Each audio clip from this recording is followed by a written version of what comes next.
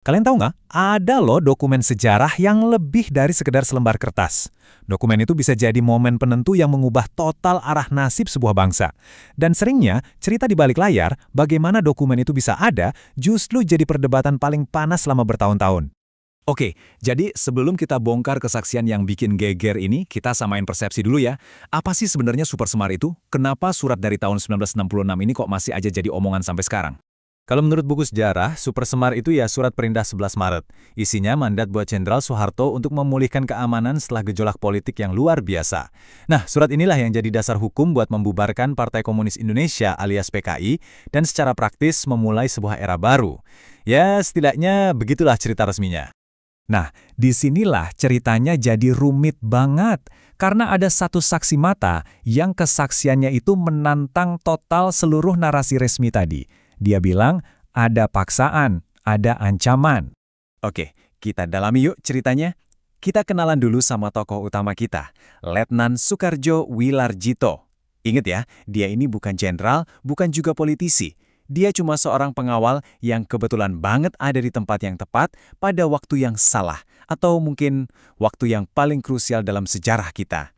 Coba deh bayangin suasananya. Larut malam 11 Maret 1966, Istana Bogor lagi sepi. Tiba-tiba, 4 perwira tinggi Angkatan Darat, termasuk nama-nama besar kayak Jenderal M. Yusuf dan Basuki Rahmat, datang tanpa janji. Mereka bilang ada urusan yang super mendesak dengan Presiden. Dengan desakan kayak gitu, Soekarjo yang lagi tugas jaga, yang nggak punya pilihan lain. Dia harus bangunin Presiden Soekarno. Ketegangan itu udah kerasa banget dari depan pintu. Sekarang kita masuk ke inti dari kesaksian Soekarjo.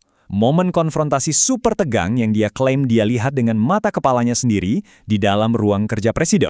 Detail-detail kecil kayak gini, mapnya warna pink, itu yang bikin adegan ini terasa nyata banget. Bukan map resmi kenegaraan, tapi map folio biasa. Buat Soekarjo, ini detail pertama yang terasa ganjil. Menurut kesaksian Soekarjo, reaksi pertama Presiden Soekarno pas baca surat itu adalah kaget. Loh, ini kok diktum militer bukan diktum kepresidenan? Beliau langsung sadar, ini ada yang nggak beres. Ini bukan surat yang dia siapkan. Dan ini dia bukti visual yang krusial banget dalam kesaksian Soekarjo. Sebagai mantan anggota staf Angkatan Darat, dia langsung kenal kop suratnya. Itu bukan kop surat Istana Kepresidenan yang ada lambang Garudanya. Itu kop surat dari Markas Besar Angkatan Darat. Artinya apa? Surat itu udah disiapkan oleh militer, bukan oleh presiden. Suasana makin memanas. Para jenderal, menurut Soekarjo, mulai kelihatan gak sabar. Mereka mendesak presiden buat cepet tanda tangan, tanpa diubah sedikit pun. Kata bismillah di sini kedengarannya kayak sebuah desakan, bukan permohonan. Dan inilah puncaknya, momen yang mengubah segalanya. Menurut Soekarjo, waktu Soekarno masih kelihatan ragu-ragu, 2 jenderal mencabut senjata mereka. Bukan cuma dipegang, tapi benar-benar dicabut dari sarungnya. Coba deh, kalau kalian jadi pengawal presiden, terus lihat 2 jenderal nodongin senjata ke bos kalian, apa yang kalian lakuin? Soekarjo melakukan tugasnya. Dia cabut pistolnya sendiri, siap membela kepala negara. Bisa bayangin gak sih kekacauan di ruangan kecil itu? Justru Soekarno yang meredakan situasi. Beliau teriak minta semua orang untuk nggak bertindak gegabah. Setelah momen buntu yang super tegang ini, dengan berat hati, beliau akhirnya setuju untuk tanda tangan surat perintah itu. Peristiwa dramatis di istana itu ternyata cuma awal dari mimpi buruk Soekarjo.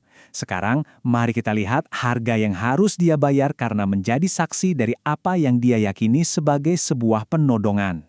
Konsekuensinya datang cepat banget. Malam itu juga, setelah para jenderal cabut, pasukan datang dan langsung menangkapnya. Tuduhannya, dituduh terlibat PKI, sebuah tuduhan yang sangat berbahaya di masa itu. Selama diinterogasi, kesaksiannya bukan cuma diabaikan, tapi diremehkan habis-habisan. Dia dianggap terlalu rendah pangkatnya buat ngerti urusan besar para jenderal. Mereka berusaha bikin dia merasa kecil dan gak berarti. Dan cara untuk membungkamnya menurut kesaksiannya, itu brutal banget.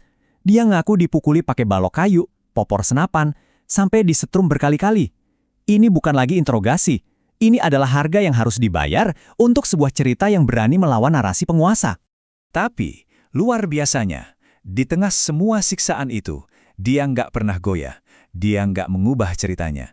Dia terus bersikeras pada satu hal yang sederhana. Saya tidak memutarbalikannya, saya hanya mengatakan apa yang saya lihat malam itu. 14 tahun. Coba kita renungkan sejenak angka ini. 14 tahun hidupnya direnggut. Dia dipenjara tanpa pernah diadili sama sekali, tanpa kesempatan membela diri di pengadilan. Semua karena apa yang dia saksikan malam itu. Setelah bebas pun, perjuangan Soekarjo belum selesai. Justru, ini babak baru. Perjuangan supaya ceritanya didengar dan diakui oleh publik. Dan perjuangannya itu panjang banget. Lihat deh, lini masa ini. Setelah Soeharto jatuh tahun 98, dia akhirnya berani ngomong di depan publik. Tapi bukannya didengar, dia malah dituntut lagi. Butuh hampir 1 dekade perjuangan hukum, sampai akhirnya di tahun 2007, Mahkamah Agung membebaskannya. Setahun kemudian, ceritanya dibukukan. Soekarjo meninggal dunia pada 2013, setelah memastikan versinya tentang malam itu tercatat dalam sejarah. Jadi ini meninggalkan kita dengan sebuah pertanyaan besar. Kisah Soekarjo Wilarjito adalah tentang kekuatan dan kerapuhan sebuah kesaksian. Apakah ingatan satu orang, seorang pengawal berpangkat letnan, cukup untuk menantang narasi sejarah yang telah dibangun selama puluhan tahun? Jawabannya mungkin masih terkubur dalam lipatan sejarah Indonesia.